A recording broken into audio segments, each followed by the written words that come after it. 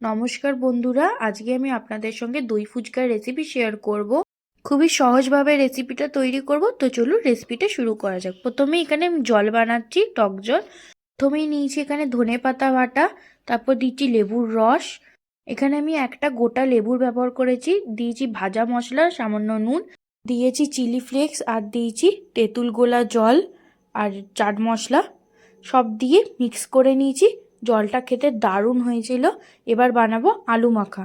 এখানে আলুটা আমি সেদ্ধ করে মেখে নিয়েছি, তার মধ্যে দিচ্ছি বানানো টক জলটা, শসা কুচি, ধনেপাতা কুচি, একটা ভাজা লঙ্কা, চাট মশলা, ভাজা মশলা, সেদ্ধ করে রাখা মটর, একটু মিষ্টি চাটনি, নুন দিয়ে খুব ভালো করে মেখে নিয়েছিলাম, আর দিয়েছিলাম একটুখানি লেবুর রস।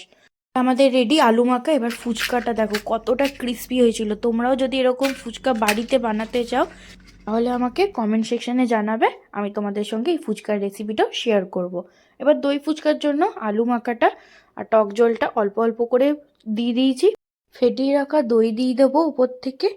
তারপর দিয়ে দেবো মিষ্টি চাটনি, চাট মশলা, ভাজা মশলা, সামান্য নুন, গ্রিন চাটনি মানে ধনেপাতা লঙ্কা চাটনি। সব কিছু দেওয়া হয়ে গেলে দিয়ে দেবো উপর থেকে ঝুরি ভাজা বা সেও ভাজা।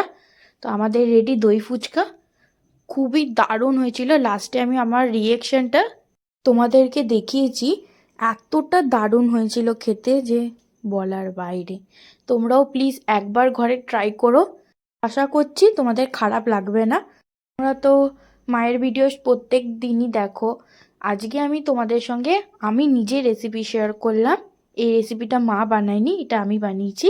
কমেন্ট সেকশনে জানাতে ভুলো না যে ভিডিওটা কেমন লেগেছে আজকের।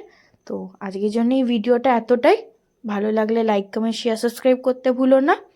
আরও নতুন নতুন ভিডিও তোমাদের সঙ্গে আমি শেয়ার করব।